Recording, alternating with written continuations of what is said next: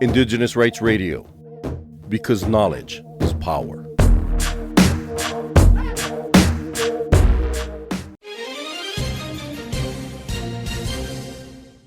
You are now listening to Cultural Survival's Global News Bulletin. In news from Africa, Germany has recently apologized for the inhumane treatment of the people of Tanzania during the early 1900s.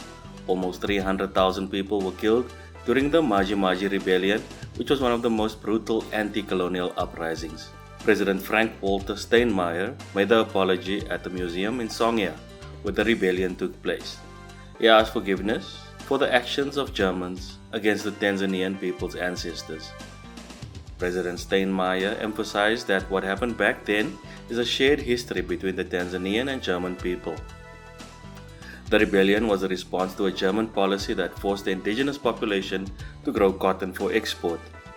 Tanzania, which was then known as Tanganyika, was part of German East Africa, along with modern-day Rwanda, Burundi, and parts of Mozambique. Human remains were brought from German colonies both as trophies and also for racist research. To Morroco now, indigenous Amazigh women are facing difficulties recovering from one of the most powerful earthquakes in Morocco's history. About 500,000 people were displaced after the disaster on September 8th, and the majority of them were Amazigh. The Amazigh, who predates the Arab and Islamic conquest of Morocco, lost their homes and workshops, impacting their sources of livelihoods. These workshops are where women create their rugs and crafts which they sell to support themselves and their families. The authorities announced an 11.7 billion reconstruction plan in late September. However, they have yet to provide any details of the shorter-term plans to assist thousands of displaced people. These people had to endure heavy rain and storms which hit the region in mid-October. In South Africa, during the first visit to an African country since they ascended to the throne a decade ago, the King and Queen of the Netherlands paid a symbolic visit to the slave lodge in Cape Town, South Africa. The slave lodge is where thousands of Africans and Asians were enslaved by Dutch colonists in the past.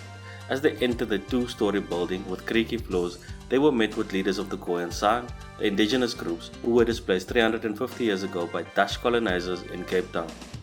In recent times, the King of the Netherlands, Willem Alexander, made a formal apology for his country's participation in slavery and colonialism. However, South Africa's indigenous groups and the descendants of those who were enslaved by the Dutch are demanding a direct apology from the Netherlands in addition to reparations for the atrocities committed during centuries of colonialism in South Africa. Moving to Asia, in news from Myanmar, the Department of Justice in Manila has officially charged the Myanmar junta with killing people, cutting up bodies, setting hundreds of homes on fire, damaging churches, and using aid as a tool of war. 5 people from Chin State in Myanmar filed a criminal case on October 25th under Philippine law, asking to start a war crimes probe into 10 members of the Myanmar junta, including Min Aung Hlaing, the leader of the coup. The report comes 2 years after a large-scale arson attack on the town of Tantlang. The attack was part of an offensive in Chin State in the southwest of Myanmar in 2021 that burned about 2,000 homes, killed at least 250 people, and forced 60,000 people to flee to India. Salai Ling, who is the Deputy Executive Director of Chin Human Rights Organization, is one of the people who have filed the complaint. The Chin Human Rights Organization is pursuing justice against the perpetrators of a legal case against Myanmar's military for forcibly assimilating the Chin indigenous people into the dominant culture. To Nepal now, the Rautes, one of the last nomadic hunter-gatherer groups in Nepal, are in danger of disappearing. They are recognized as one of the 59 indigenous nationalities by the government of Nepal. With only 156 members remaining, the Rautes are facing immense pressure to abandon their traditional way of life and assimilate into settled society. When the current generation dies, the Rautes will take with them the unique language, culture, and ideas. They are known as the kings of the forest and have survived for centuries by living a nomadic lifestyle, relying on wild yam, forest vegetables, langurs, and makakis. They create wooden bowls and exchange them for rice and cloth. However, the Rautes' way of life is under threat from various factors, including the depletion of forests, competition from settled farmers, and government policies that encourage sedentarization. The village of Hin Ladnai, located in the north of Thailand and inhabited by the Karen Indigenous peoples, has been receiving global recognition for the exceptional land conservation practices.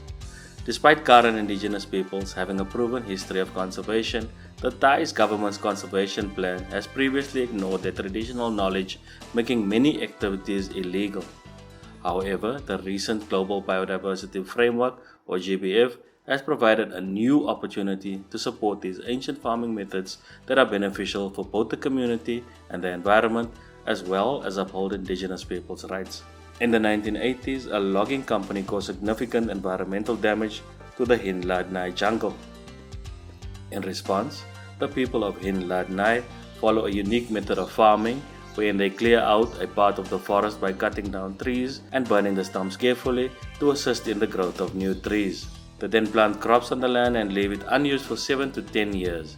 Additionally, they perform spiritual ceremonies to mark the transition of land from being in use to being idle.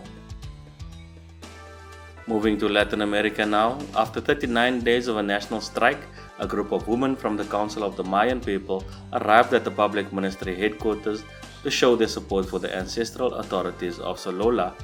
They also spoke about their proposal for a multinational state. During the event, the council presented the Green Book, which is a compilation of people's proposals to end the corrupt system and impunity that has caused a political crisis in the country. Such a crisis had not been seen in several years due to the actions that have instrumentalized public institutions in favor of state co-optation. Juanita Toledo, one of the council members, stated that the initiative to build this proposal began a decade ago. They aimed to write a political proposal that was born from the vision of the people. And in Panama, on November 16th, President Laurentino Cortizo addressed the nation to discuss the Cobre Panama Mining Company's first payment to the Panamanian government. However, his message has not been received well by the people and has generated disappointment and animosity. The president's warning about possible prosecution for those who speak out against the contract was not well received by the people, who think it is important to respect the right to freedom of speech and peaceful protest. That is all for this edition of Cultural Survival's Global News Bulletin. For more on the rights of Indigenous peoples, visit cs.org and follow Cultural Survival on Facebook and Twitter.